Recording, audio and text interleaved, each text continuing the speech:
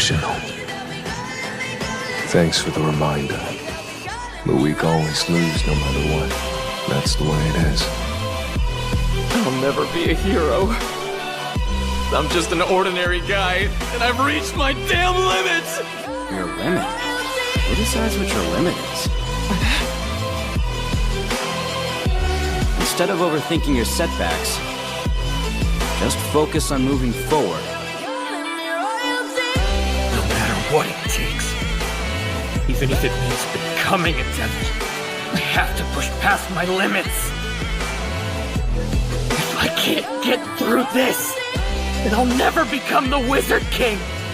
Right here, right now, I'm going to push past my limits!